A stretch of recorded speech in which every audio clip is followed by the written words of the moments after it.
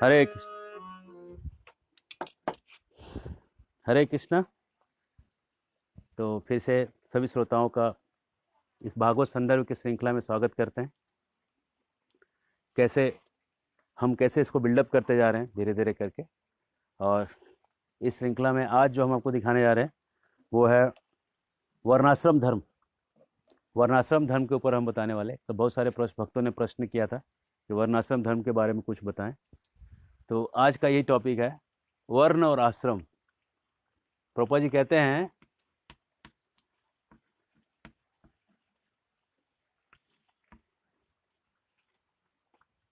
कि वर्णाश्रम जो है वो बिगड़ के बन गया जाति प्रथा।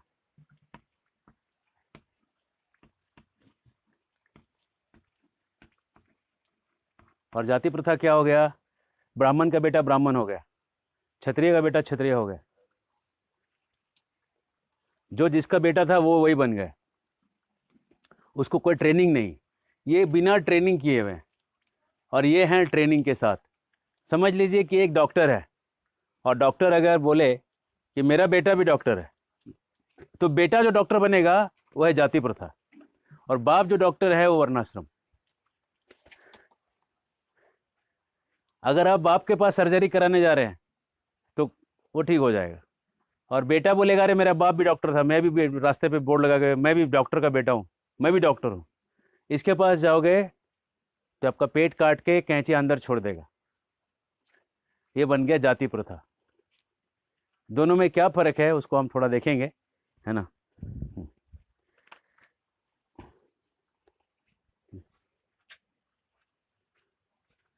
हरि बोल।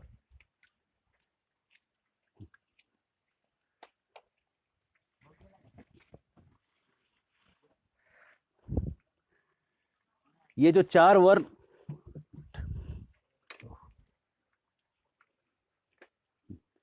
ये जो चार वर्ण हैं और चार आश्रम जो हैं, इसको कहीं से भी आप मिटा नहीं सकते।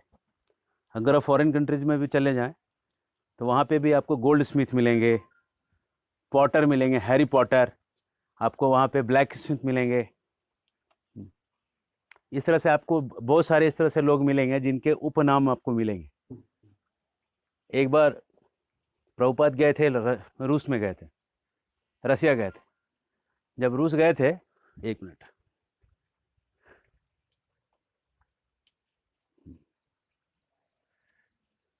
जब प्रभुपाद रूस गए थे तो वहाँ प्रोफेसर कोटोस्की से मिले, और उन्होंने कहा कि देखो हमारे यहाँ जो है हम ये भेद को मानते नहीं कि ब्राह्मण होने चाहिए, क्षत्रिय होने चाहिए, वैश्य होने चाहिए, शूद्र होने चाहिए। तो प्रभुपाद ने कहा कि आपके यहाँ कुछ बुद्धिमान लोग हैं, कुछ साइंटिस्ट हैं, कुछ पोएट्स हैं। बोले हैं। आपके यहाँ कुछ ऐसे एडमिनिस्ट्रेटर क्लास है जो एडमिनिस्ट्रेशन में इंटरेस्ट रखते हैं। बोले हैं। ऐसे लोग हैं जो बहुत बिजनेस करना जानते हैं। बोले हैं। और ऐसे लोग हैं जो रिस्क नहीं उठा सकते, बस नौकरी करना जानते हैं। बोले हैं।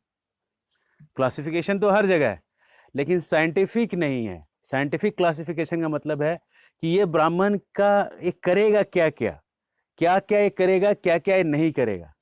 उसको साइंस के हिसाब से, वृत्तियों के हिसाब से डिवाइड करके नहीं दिया गया। और जब वो डिवाइड करके नहीं दिया गया है तो दिक्कत होता है। किसको क्या, किसके क्या लिमिटेशन है, क्या दायरे हैं, वो अगर नहीं, तो हम पहला चीज देखेंगे कि ये वर्णाश्रम की व्यवस्था बनती कैसे है। तो भगवान कहते हैं कृष्ण गीता में, चातुर्वर्ण्य मया सिस्टम गुण कर्म विभाग से।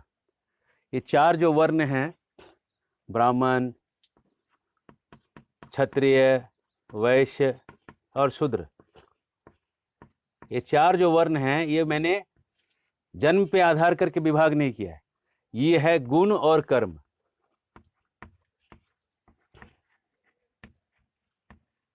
गुण और कर्म के उधर पे इनको विभाजित किया गया कि जिस जिस गुण में जो फिट होगा उसके हिसाब से उसका वो माना जाएगा।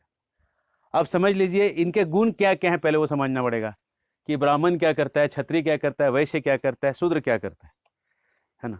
तो ब्राह्मण जो है वो करता है पठन, पाठन, यजन, याजन, दान, परिग्रह।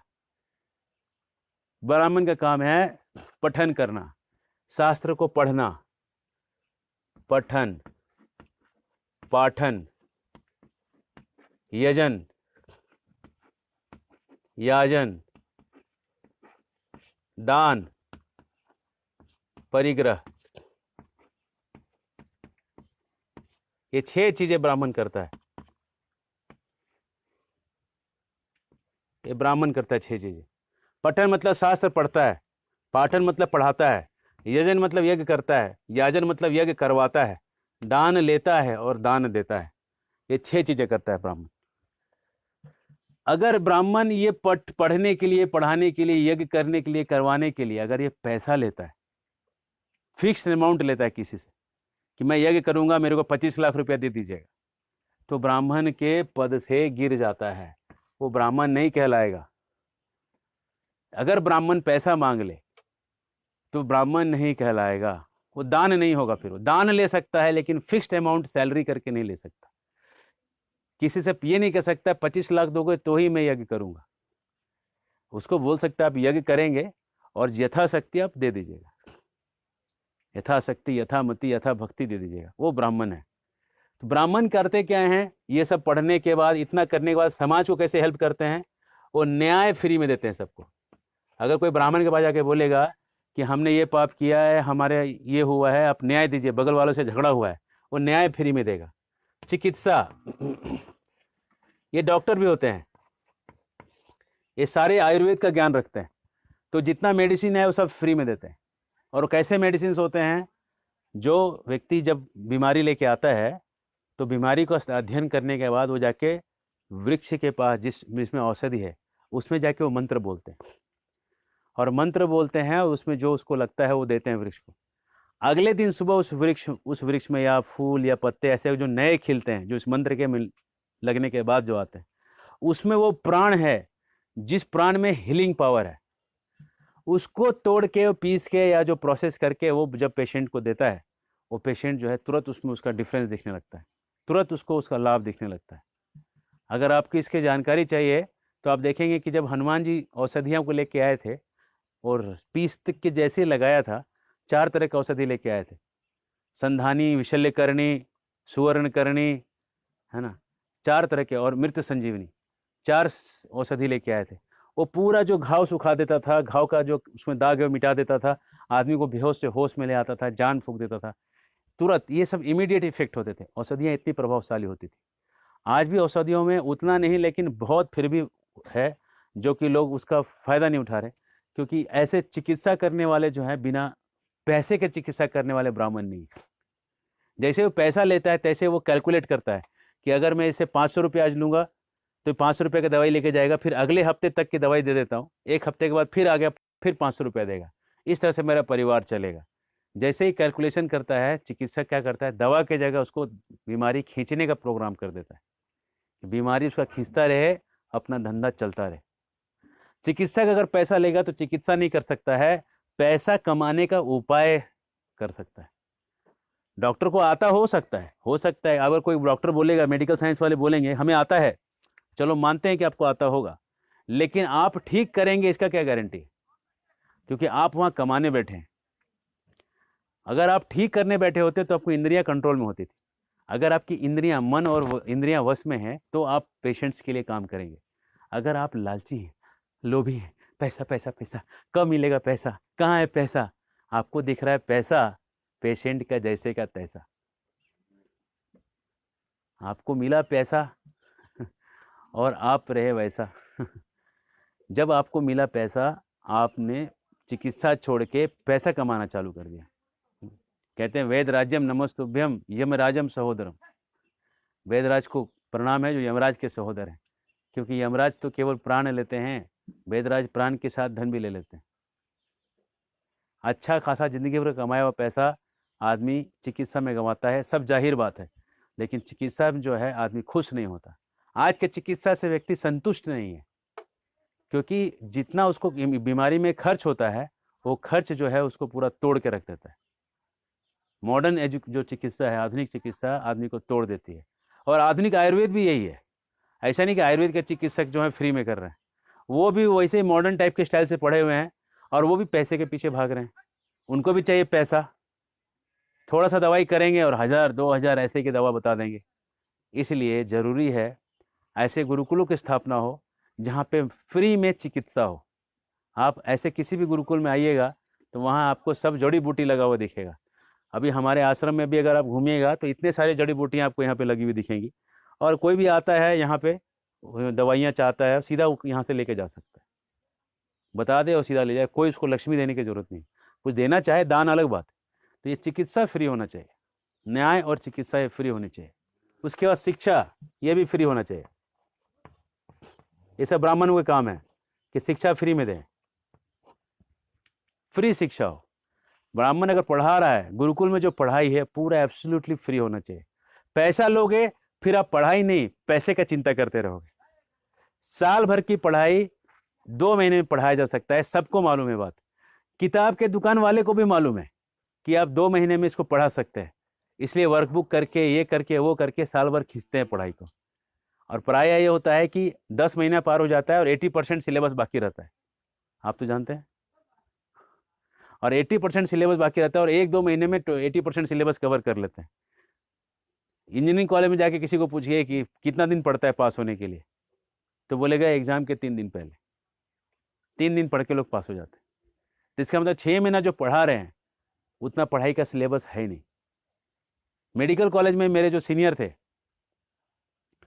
वो साल भर तक घूम रहे थे इधर से उधर, और वो जब साल भर एक सीनियर थे तो वो पढ़ाई नहीं किया उन्होंने। 15 दिन उनके पास बचे थे, तो वो बोले कि मैं कैसे पास होऊंगा। तो उनको किसी ने बताया कि एक फलाना फलाना एक लड़का है, वो 8 दिन पढ़ के पास हुआ था, उसको तू मिलने बता देगा कि तू कैसे पास हो सकता है। वो उसके पास गया, उसने उसको टेक्निक लिया, 15 दिन पढ़ के जिस साल 80% बच्चे फेल हुए थे 20% पास हुए थे, ऐसे सिचुएशन में पास हो गए।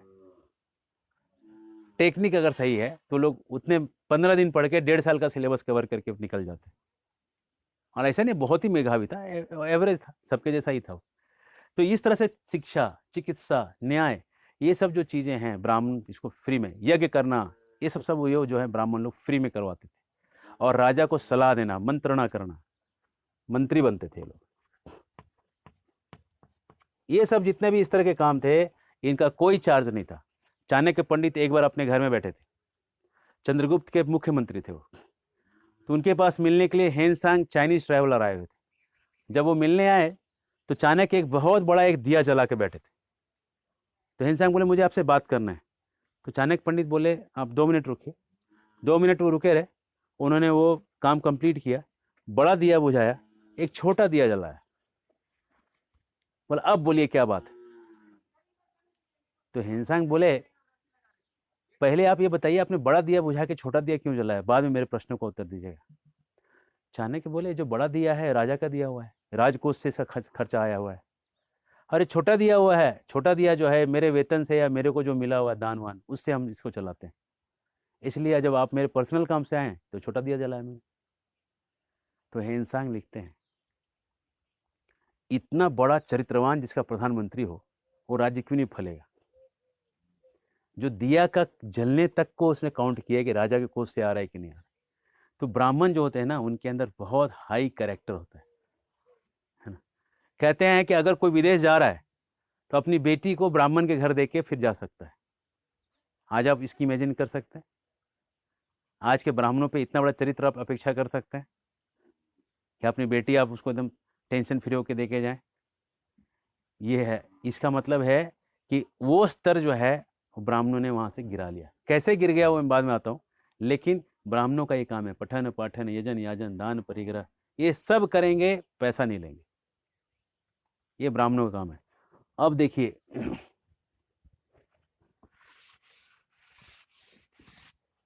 क्षत्रिय क्या करेंगे, युद्धे च पलायनम, युद्ध से कभी भी पीछे नहीं हटेंगे। युद्ध में जो पीठ दिखा दे और जो बिना घाव के लौट जाए उसको कोई स्तुति नहीं करता। छाती के ऊपर एक आध चोट तो लगना ही चाहिए, क्योंकि वो घुस गया है। बहुत साहस वाला काम है। साहस जो है आसक्ति पैदा करता है, लेकिन क्षत्रियों के लिए वो अपेक्षित है साहस लेना। इसलिए युद्ध करना, उसके बाद 5 लोगों की रक्षा करना, ये क्षत्रिय काम है। कौन से 5 लोग हैं जिनकी रक्षा करेगा ये 5 लोग हैं जिनकी रक्षा करेगा। ये है स्त्रियों की रक्षा, बच्चों की रक्षा, हाँ, गाय की रक्षा। ब्राह्मण मतलब ये प्रचारक, जो प्रचारक हैं, जो गुण से ब्राह्मण है, जन्म से नहीं। और बूढ़े, ये 5 लोगों की जो रक्षा करेगा वो क्षत्रिय है। पांचों की रक्षा करेगा। और इसके बाद इसका और भी एक काम है, क्षत्रिय देखेगा कि सब लोग इंगेज हैं कि नहीं, सब लोग बिजी हैं कि नहीं, ये इसका देखने का काम है। मतलब ब्राह्मण अपना काम कर रहे हैं कि नहीं, ब्राह्मण अपने काम में बिजी है कि नहीं, क्षत्रिय अपने काम में बिजी है कि नहीं, वैश्य अपना धंधा कर रहा है कि नहीं, शूद्र अपना काम कर रहा है कि नहीं, ये सब के सब बिजी हैं। इसकी जिम्मेदारी राजा की है, क्षत्रिय की है। अगर कोई बिजी नहीं है तो चोरी करेगा, डकैती करेगा। इसलिए बिजी रखना बहुत जरूरी है। अब देखिए कितना बड़ा गेम है ये। कोई कहता है कि ट्रैक्टर आ गया समाज में। आइए ट्रैक्टर की महिमा जानिए थोड़ा सा। ट्रैक्टर आने से 10 गाय बैल का काम एक ट्रैक्टर कर देता है ना। 5 जोड़ी बैल का काम जो है एक ट्रैक्टर कर देता है। अच्छा, बहुत बढ़िया है। अगर ट्रैक्टर 5 जोड़ी बैल का काम कर देगा तो बैल का काम करेगा। ओ बैल, बैल को हम लोग बेच देंगे। ठीक है, बैल आपने बेच दिया। अगर आपने बैल बेच दिया, बैल नहीं रहा, तो गाय जो है वो कैसे प्रजनन करेगी?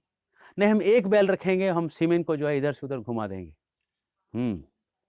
अच्छा, जब बैल नहीं रहेगा, जब गाय का जो नेचुरल जो उसका जो फीलिंग है वो खत्म होगा, धीरे धीरे गायों का जो जेनेटिक्स है पुअर होता जाएगा, उसका संवर्धन कमजोर होता जाएगा।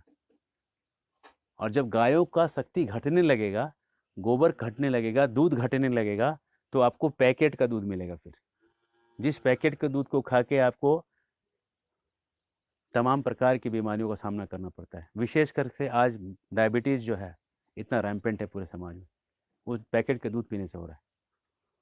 तो देखिए कहाँ से बात कहाँ। अगर ये लोग इंगेज नहीं है, ब्राह्मण क्षत्रिय वैश्य शूद्र, तो आपको पैकेट का दूध पीना पड़ सकता है।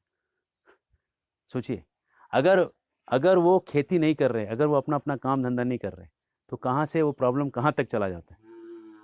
समझिए बात को। इसलिए सबको इंगेज करके रखना बहुत जरूरी है।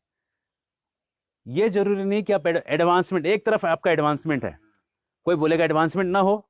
एक तरफ देखिए, तोलिए, एक तरफ एडवांसमेंट है, मेटेरियल एडवांसमेंट है, और एक तरफ जो है मेटेरियल एडवांसमेंट की दूसरी तरफ है लोगों का अनइंगेज होना है। अगर लोग इंगेज नहीं है, लोग सब व्यस्त नहीं है, तो क्या होगा? ये अव्यस्त जो लोग हैं, ये चोरी चमारी डाकू फरेबी अवैध स्त्री संग करते हुए समाज को पूरा खराब कर देंगे। और अगर लोग इंगेज हैं, थोड़ा कम डेवलपमेंट भी है लेकिन शांति रहेगी। आज डेवलपमेंट के साथ अनइंगेजमेंट जो आ गया है, लोग जो अव्यस्त, जो खाली बैठे जो लोग हैं, वही लोग क्राइम रेट को बढ़ा रहे हैं। क्राइम बढ़ रहा है, लोग इंगेज नहीं, इसलिए। तो डेवलपमेंट ऐसे डायरेक्शन में होना चाहिए कि सब लोग इंगेज हो जाएं। इंगेजमेंट बढ़ाना चाहिए लोगों को, अनएम्प्लॉयमेंट नहीं। गवर्नमेंट का पहला काम, राजा का पहला काम, प्रधानमंत्री का पहला काम है लोगों को व्यस्त करना, सबको काम देना। सबको काम होना पहले है। पहले बड़ा बड़ा इंडस्ट्री, फॉरेन ट्रेड और पैसा लाना इतना ही जरूरी नहीं है जितना कि सबको एम्प्लॉयमेंट देना जरूरी है। हर एक व्यक्ति एम्प्लॉयड होना चाहिए। अगर अनएम्प्लॉयमेंट है समाज में, मतलब राजा जो है वो क्षत्रिय अपना काम कर नहीं रहा है, वो क्षत्रिय नहीं है। इसका वहां पे प्रॉब्लम है ना।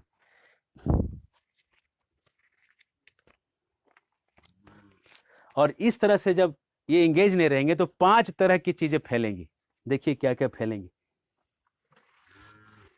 5 तरह का अधर्म फैलेगा। इस अधर्म में पहला है विधर्म। अधर्मों की लिस्ट में पहला ये विधर्म फैलेगा। पहला,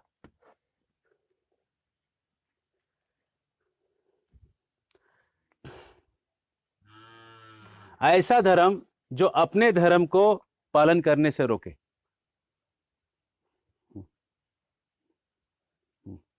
जैसे नकली नकली साधु बहुत बनते हैं, और नकली नकली साधु नया नया धर्म चलाते हैं, है ना। ये जो नकली नकली साधु नया नया धर्म चला रहे हैं, ये सब विधर्म में आएगा। अब इतने सारे नकली साधु हैं और इतने सारे नकली धर्म हैं। एक बार हम ट्रेन से जा रहे थे, और ट्रेन में अक्सर ऐसे बहुत सारे मिल जाते हैं। ट्रेन एक ऐसा जगह है जहाँ पे आप अलग अलग कल्चर का और अलग अलग नए नए जो बदलाव है वहाँ आपको सब दिख जाता है। तो ट्रेन में एक व्यक्ति जो है कुछ पुस्तकें बांट रहे थे, और उन पुस्तकों का शीर्षक था एडजस्ट एवरीवेयर, हर जगह एडजस्ट करो। तो हमारे पास आए साधु, देख के उन्होंने हमें फ्री में पुस्तकें दे दी, और हमने भी कोई साधु महात्मा के लोग हैं बांट रहे हैं करके ले लिया। उसमें लिखा था एडजस्ट एवरीवेयर, हर जगह सामंजस्य स्थापित करिए, बैलेंस करिए, एडजस्ट करिए। आगे जैसे रेडियो एडजस्ट करते हैं ना फ्रीक्वेंसी, वैसे एडजस्ट करिए। तो हमने खोल के पढ़ा क्या लिखा है। तो उसमें लिखा था पत्नी कहती है खिचड़ी बनाऊंगी, पति कहता है गुलाब जामुन बना दो। दोनों झगड़ा करके गुरु जी के पास जाते हैं, और गुरु जी कहते हैं एडजस्ट एवरीवेयर, एडजस्ट करो। मतलब खा लो भाई, खिचड़ी खा लो एक दिन के लिए, क्या जाता है, गुलाब जामुन के चक्कर मत रहो। अगला सवाल था, पत्नी कहती है मसूरी जाऊंगी, पति कहता है दार्जिलिंग जाएंगे, क्या करना चाहिए। गुरुजी आंसर देते हैं एडजस्ट एवरीवेयर। मतलब पत्नी मसूरी कहती तो वहीं चलेगा। तो पूरे बुक में बड़े बड़े प्रश्न थे और सबका एक ही आंसर था, एडजस्ट एवरीवेयर। गुरुजी का पूरा सिद्धांत था एडजस्ट करो हर जगह। अर्जुन की बीवी को दुशासन ने रास्ते पे लाके कपड़े उतारने का प्रयास किया, कृष्ण ने क्या आंसर दिया, एडजस्ट एवरीवेयर। अर्जुन एडजस्ट करो, ये आंसर दिया कृष्ण ने।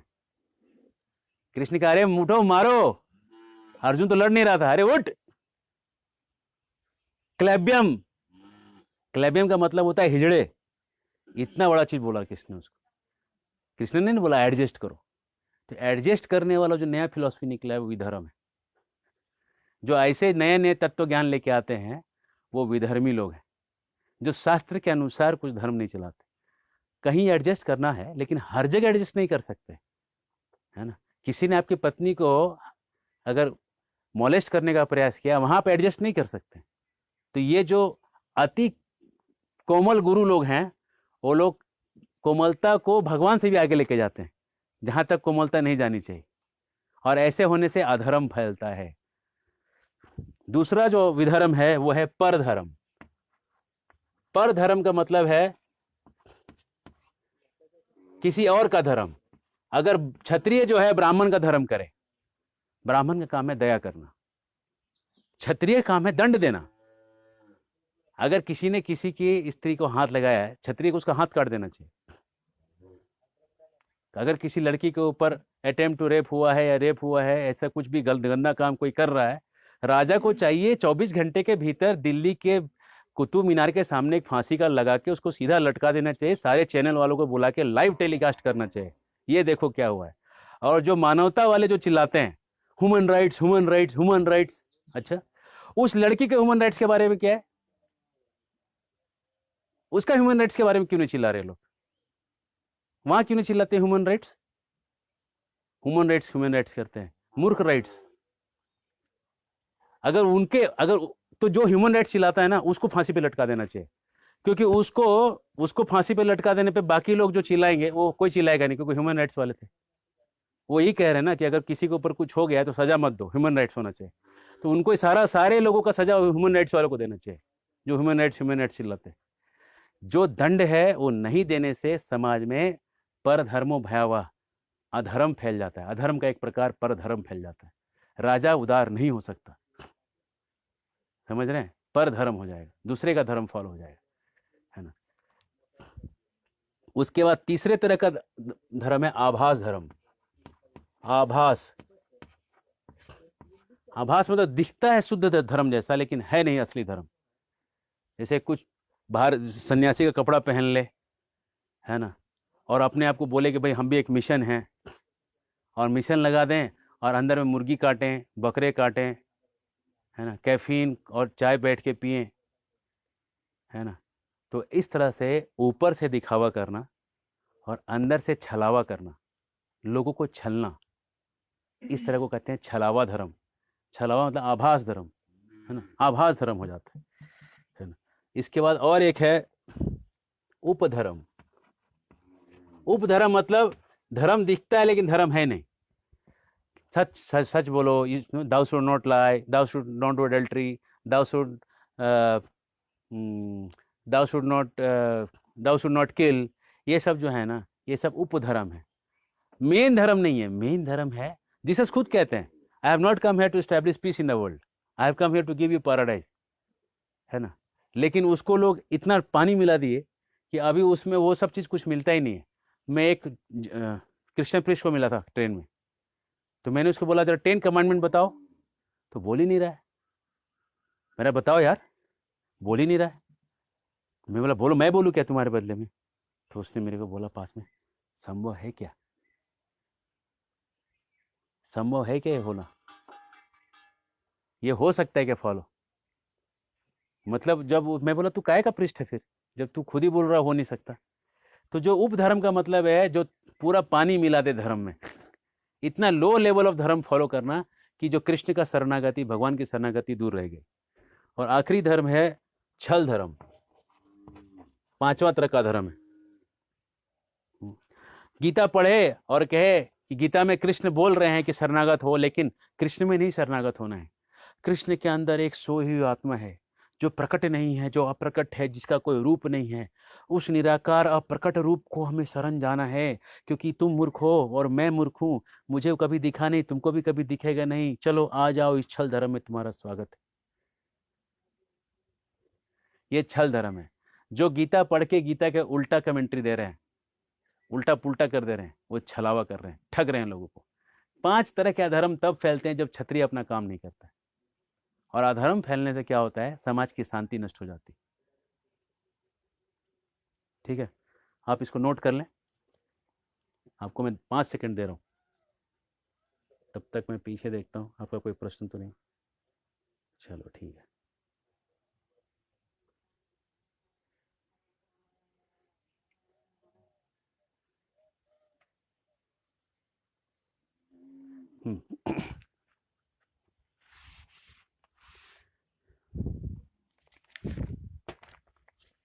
चलिए, राजा को कैसा होना चाहिए? क्षत्रियों में एक विशेष क्वालिटी है, एक तो राजा होगा। राजा को कैसा होना चाहिए? राजा एक गर्भवती स्त्री के जैसे है। अरे बाप रे बाप, कैसे भाई? गर्भवती स्त्री अगर चाहे कि मैं खट्टा खाऊं, मीठा खाऊं, नहीं खाती, क्योंकि उसको पता है बच्चे का हेल्थ खराब हो जाएगा। वैसे राजा चाहे कि उसके पास पैसा तो है, भोग तो कर सकता है, लेकिन अगर करेगा तो प्रजा के ऊपर उसका रिस्पेक्ट खत्म हो जाएगा। प्रजा को जो आदर उसको देख रही है, वो आदर खत्म हो जाएगा, है ना। मोनिका लेविंस्की केस हो जाएगा। प्रजा का जो है राजा से भरोसा उठ जाएगा, और राजा से भरोसा उठ गया तो राजा फिर राजा नहीं रह सकता। राजा को राज करने के लिए युधिष्ठिर जब भीष्म पर्व में पूछते हैं, शांति पर्व में पूछते हैं महाभारत में, युधिष्ठिर भीष्म से पूछते हैं, तो भीष्म उनको बताते हैं कि कैसे रहना चाहिए राजा को। कहते हैं सेवकों के साथ ज़्यादा हंसी मजाक नहीं करना चाहिए। ज़्यादा हंसी मजाक करने से क्या होता है, वो अपने लेवल पे वो नहीं रहते, और लेवल से जब वो क्रॉस हो जाते हैं तो क्या करते हैं, वो 3 चीज़ें करते हैं राजा के साथ। और क्या करते हैं वो लोग राजा के छिद्र को जान के दूसरों को बता देते हैं, और राजा की मंत्रणा जो है, राजा जो मीटिंग्स कर रहा है उसको लीक कर देते हैं, और राजा का जो स्टाइल ऑफ एक्शन है उसको लीक कर देते हैं। इसलिए कहता है कि नौकरों के साथ राजा को डिस्टेंस हल्का मेंटेन रखना चाहिए। कोमलता और सरलता, राजा के अंदर, अगर राजा को अगर पैसा चाहिए तो उसको गुणवान होना चाहिए, शीलवान होना चाहिए, मन और इंद्रियों को कंट्रोल करना चाहिए, धर्मपरायण होना चाहिए, कोमल होना चाहिए, प्रसन्नमुख होना चाहिए, दानी होना चाहिए। लेकिन तुरंत आगे एक क्लॉ आया है, ये कोमलता और सरलता हर जगह रहना चाहिए राजा के पास, लेकिन कोमलता और सरलता 3 जगह नहीं होना चाहिए। अपने कमी में, राजा के अंदर जो कमियां हैं उसको सबको बताने दे, देखो मेरे अंदर ये कमी है। ये इतनी सरल नहीं होना चाहिए आदमी। राजा को अगर ये अंदर ये अपेक्षित नहीं है, अपनी मंत्रणा नहीं बता सकता है कि मैंने क्या मीटिंग किया है, और अपना स्टाइल ऑफ एक्शन नहीं दिखा सकता। जितना वो गोपनीय रख सकता है उतना स्ट्रांग राजा रह सकता है ना। और हमेशा सत्य में वो निकलना चाहिए। और एक चीज है, जैसे ब्राह्मण जो है वो प्रारब्ध पे बहुत डिपेंड करता है। ब्राह्मण हमेशा सोचता है भगवान ने जो दिया है उस पे हम खुश रहें। सीताराम सीताराम सीताराम कहिए, जाहे विधि राखे राम ताहे विधि रहिए। राधे श्याम राधे श्याम राधे श्याम कहिए, जाहे विधि राखे श्याम ताहे विधि रहिए। ये ब्राह्मण के लिए हो गया। क्षत्रिय के लिए प्रारब्ध से बड़ा उसके लिए है प्रयास, पुरुषार्थ, या जिसको पुरुषार्थ कहते हैं। क्षत्रिय पुरुषार्थ पे ज्यादा बल देगा। जो पुरुषार्थ पे बल नहीं दे रहा है क्षत्रिय नहीं है, वो फिर ब्राह्मण हो सकता है या कुछ और हो सकता है। क्षत्रिय का मतलब अपने दम पे करके दिखाएगा उसको, क्योंकि प्रारब्ध जो आना है वो आके रहेगा, लेकिन पुरुषार्थ से उसको बदलना है। राजा नहीं कह सकता है कि अब मैं क्या करूं, बारिश ज्यादा हो गया तो। ब्राह्मण कह सकता है कि बारिश ज्यादा हो रहा है तो भगवान की कृपा है।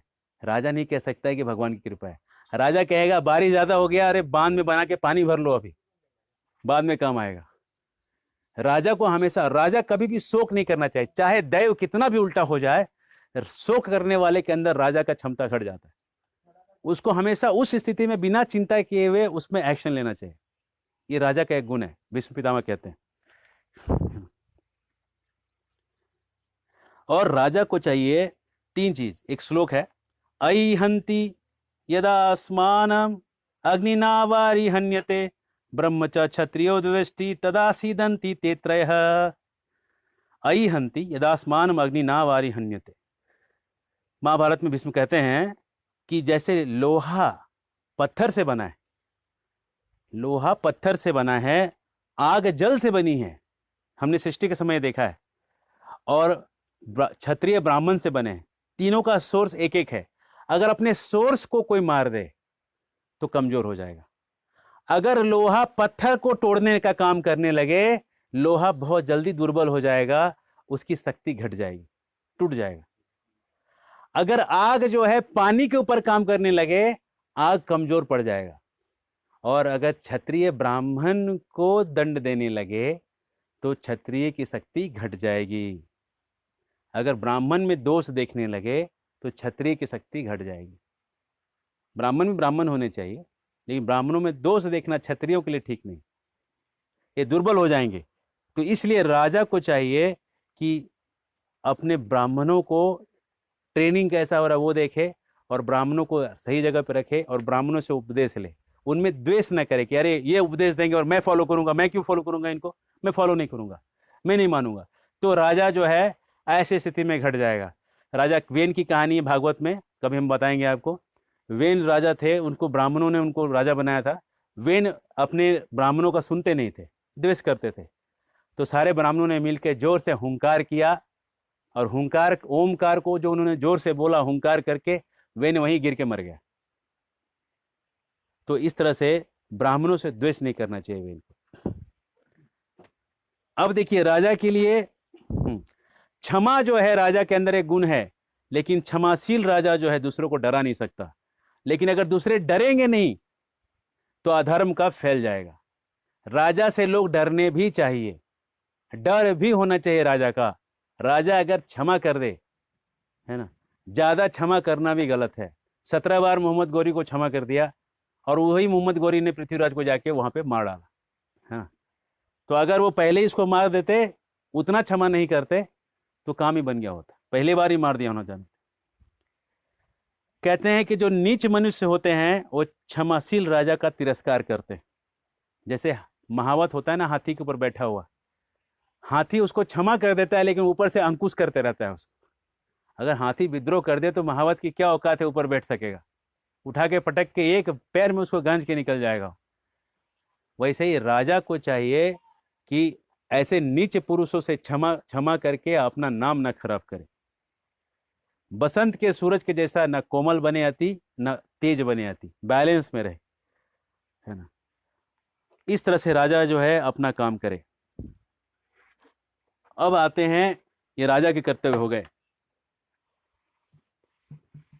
ये पूरा जो विवरण है महाभारत के शांति पर्व में, मनु संहिता में, प्रभुपाद जी के तात्पर्यों में अलग अलग जगह, बहुत जगह ऐसे मिलेंगे, आप हर जगह से देखेंगे, आपको मोटा मोटी एक ही दो बातें निकलेंगी हर जगह। तीसरा है वैश्य। वैश्य कैसा होना चाहिए? वैश्य जो है ये करेगा कृषि, गौ रक्षा, गाय की रक्षा और वाणिज्य, ट्रेडिंग, ये 3 चीज करेगा। तीनों है रिस्क वाले काम। कृषि में खेती करेगा, गाय की रक्षा करेगा, ट्रेडिंग करेगा, तीनों का तीनों रिस्की काम है, पैसा लगाने वाला काम है। तो ये तीनों जो करता है, ये जो रिस्क लेता है, ये है वैश्य। जो ट्रेड करे, गो पालन करे, खेती करे, खेती करेगा, खेती के चारे से गाय खाएगी, गाय और खेती से जो एक्स्ट्रा प्रोड्यूस निकलेगा, एक्स्ट्रा जो सरप्लस निकलेगा, उसको ट्रेड करेगा। ये है फॉर्मूला। पहला है कृषि। बिना कृषि किए गाय की रक्षा नहीं कर सकता, और कृषि और गाय की जब रक्षा करेगा तो सरप्लस जो आएगा ही आएगा, उसको ट्रेड करेगा, और इस तरह से वो पैसा कमाएगा, और पैसा कमा के कर देगा। जितना भी कमाएगा उसका फ्लैट 25% इनकम पे नहीं, जितना भी, जैसे कि प्रॉफिट पे, इनकम पे टैक्स नहीं लगता था, प्रॉफिट पे टैक्स लगता था। जितना प्रॉफिट हुआ उसको 25% राजा को दे देगा। राजा जो है फिर उसको जिसको जहां जहां देना है देगा। 75% ऑफ प्रॉफिट वो रखेगा। ये नहीं कि हर जगह टैक्स, कुछ भी खरीदने के उसमें अलग अलग टैक्स। ये बहुत जटिल टैक्सिंग सिस्टम है। राजतंत्र में ऐसा जटिल सिस्टम नहीं रखते, सिंप्लीफाइड सिस्टम है पूरा, कि जो तुम्हारा प्रॉफिट है उस प्रॉफिट पे 25% टैक्स, सिंपल। और शूद्र कौन है? तो देखिए, ये वैश्य ने रिस्क लिया कृषि को रक्षा करने का, क्षत्रिय ने रिस्क लिया जान का रिस्क है, लोगों को बचाना है, जाके लड़ाई करना है, जान का रिस्क है। ब्राह्मण ने रिस्क लिया, शास्त्र पढ़ेगा, पढ़ाएगा, उसका जीवन कैसे चलेगा, भरण पोषण कैसे चलेगा, वो जीवन का ही रिस्क ले रहा है, भरण पोषण का रिस्क। ये तीनों भी रिस्क उठा रहे हैं, जान का रिस्क, जीवन का रिस्क, और ये पैसा फंसने का रिस्क। शूद्र जो है वो व्यक्ति है जो रिस्क नहीं ले सकता है, नो रिस्क। वही इसको चाहिए नौकरी, उसको जॉब चाहिए। जो लोग भी जॉब कर रहे हैं, आप चाहे जिस भी परिवार में जन्मे हो, गुण और कर्म के आधार पे आप शूद्र बन चुके हैं। हरे कृष्णा। तो कोई कहेगा आज हम ब्राह्मण हैं। अरे भैया, ब्राह्मण जन्म से होंगे, लेकिन गुण और कर्म से जो है आपने ये शूद्र का नौकरी अपना लिया है, किसी की अधीनता, आपने नौकरी अपना लिया है, आप अधीन हो गए। गुण भी हो सकता है आप में ब्राह्मण के हों, लेकिन आपने कर्म ब्राह्मण के नहीं रखे, तो आप फिर ब्राह्मण नहीं रहे। इसलिए ये 4 वर्णों को ऐसे डिवाइड किया है, और 4 वर्णों से हम समझ सकते हैं कि कैसे ये एक दूसरे को हेल्प करते हैं। तो किसी भी समाज में सबसे कम जो होंगे ये ऐसे ब्राह्मण होंगे, जो यजन अजन करने वाले, ज़्यादा उससे क्षत्रिय होंगे, वैश्य उससे ज़्यादा, और शूद्र सबसे ज़्यादा होंगे। इस तरह से जो समाज है बैलेंस में रहता है। और शूद्र के अंदर एक बहुत महान गुण होता है, लॉयल होता है, मालिक का वफादार होता है। अगर आपने कंपनी चेंज कर लिया, एक दूसरे से कंपनी चेंज कर लिया, आप शूद्र भी नहीं रहे, आप शूद्र से भी नीचे चले गए। शूद्र में एक लॉयल्टी होता है, मालिक को छोड़ता नहीं। आजकल लोग तो कंपनी ऐसे छोड़ देते हैं, वो आया, I just left my job, I change my job and now I am in bench, ऐसा वैसा नहीं। ये हुए 4 वर्ण और 4 आश्रम। 4 आश्रम में पहला है ब्रह्मचारी आश्रम। ब्रह्मचारी क्या करता है? आचवन दासवत नीचो गुरु सौहृद सुहृतम, ब्रह्मचारी गुरुकुले वसंतांतो गुरोहितम। ब्रह्मचारी गुरुकुल में रहेगा, आश्रम में रहेगा गुरु के, और गुरु के हित के लिए काम करेगा। और दास के रूप में, चाहे राजा का बेटा हो, चाहे वैश्य बड़े करोड़पति बाप का बेटा हो, चाहे किसी बड़े आचार्य का बेटा हो, चाहे एक शूद्र का बेटा हो, सबको एक ही आश्रम में सोना है, एक ही जगह सोना है, सबको एक कॉमन ट्रीटमेंट मिलेगा। और जिसको बोल दिया झाड़ू लगाने को गुरुजी ने, वो झाड़ू लगाएगा। ऐसा कोई वहां पे वो नहीं बोल सकता मैं बड़े बाप का बेटा हूं। ये हुआ ब्रह्मचारी, ये ब्रह्मचारी आश्रम हुआ। जब ब्रह्मचारी आश्रम में व्यक्ति 5 से 25 साल तक रहेगा आइडियली, लेकिन वो जल्दी भी जा सकता है। कोई अगर उसको 15 साल में उसको जाना है तो भी जा सकता है, 20 साल में जाना है तो 10 से 12 साल तक कम से कम व्यक्ति ब्रह्मचारी आश्रम में बिताता है। और वहां पे सारा विद्या अर्जित करके फिर घर जाता है, और घर अगर जाके विवाह करता है तो गृहस्थ आश्रम में प्रवेश करता है।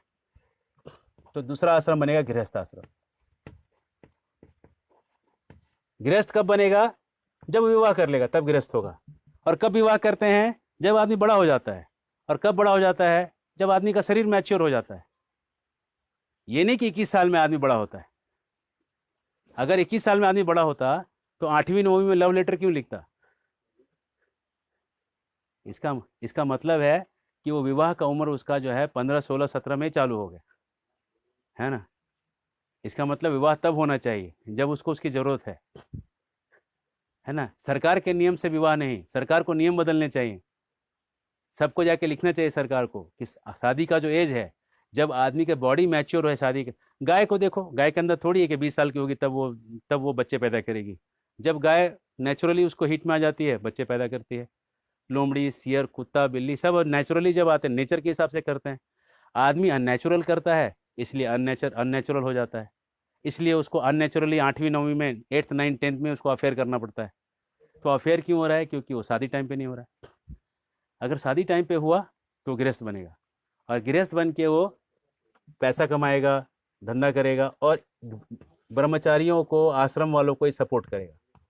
इसके बाद जब वो 50 साल तक हो जाए तो 51 साल कहते हैं, 51 वन में जाओ, 52 53 54 57 58 वन में जाओ।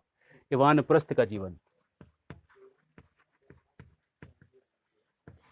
51 से। और जब वो 70 75 साल का हो जाए तो ये संन्यास। इसके ऊपर हम फिर से कभी लेंगे 4 आश्रमों के बारे में। लेकिन मोटा मोटी समझिए कि ब्रह्मचारी गुरुकुल में ट्रेनिंग लेगा, गृहस्थ बनेगा, गृहस्थ शादी करेगा, बच्चे उत्पन्न करेगा, वानप्रस्थ बनेगा, बाद में तीर्थों की यात्रा करेगा, और तीर्थों की यात्रा करके पत्नी यहाँ तक रख सकते हैं साथ में, पत्नी को घर भेज के संन्यास ले लेगा। इस तरह से इसका जो है पूरा 4 आश्रम और 4 वर्ण पूरे होते हैं। हरे कृष्णा। आपका अगर कोई प्रश्न है तो कमेंट बॉक्स में डालिए और उसको हम देखेंगे।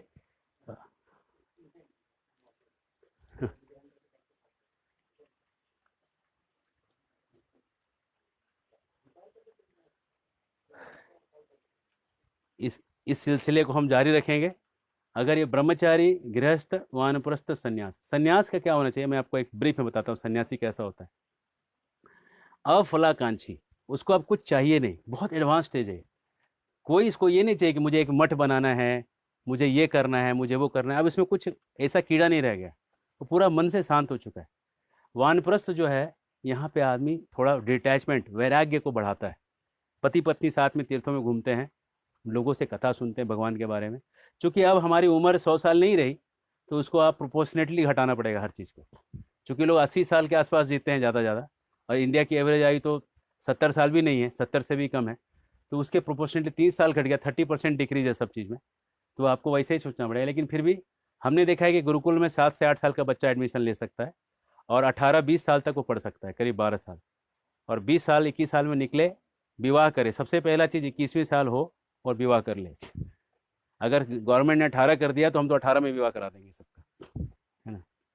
तो कुछ लोग पूछते हैं कि आप तो ब्रह्मचारी हैं तो उनका विवाह क्यों करा रहे हैं। मैं बोलता हूँ कि पागल कुछ हैं एक आध तो ठीक है, सब नहीं होने चाहिए। कहने का मतलब वैराग्य जो आश्रम है एक मास फेनोमेना नहीं। तो ज़्यादातर लोगों को गृहस्थ आश्रम स्वीकार करना चाहिए, और गृहस्थ आश्रम स्वीकार करके वहाँ पे गृहस्थ धर्म को पालन करते हुए पत्नी स्वीकार करके चलना चाहिए। और वहाँ पे सकाम कर्म को करते हुए धीरे धीरे अपने वैराग्य बढ़ाते हुए वानप्रस्थ और फिर संन्यास लेना चाहिए। ये है वर्ण और आश्रम। 4 आश्रम हैं और 4 वर्ण हमने दिखाए, ब्राह्मण, क्षत्रिय, वैश्य, शूद्र। ये वर्ण आश्रम को अगर फॉलो करेंगे, हर व्यक्ति इंगेज हो जाएगा, और सारे लोग इंगेज होते ही समाज में पाप और भ्रष्टाचार एक कम हो जाएगा। और राजा का पहला काम है इस वर्ण और आश्रम को स्थापित करना। पहला काम। विकास बाद में होगा, न्याय पहले होगा। शांति पहले लेके आओ। शांति रहेगी तो आदमी 2 रोटी सुकून से खा लेगा। लेकिन अगर इज्जत ही चली गई है, अशांत है मन, घर में अगर अन्याय हुआ है, तो अन्याय में आपका विकास आपके लिए क्या करेगा? उस विकास का आप क्या करोगे अन्याय के साथ जो मिला है? न्याय के साथ थोड़ा कम विकास भी चलेगा। ये फंडा है। हरे कृष्ण।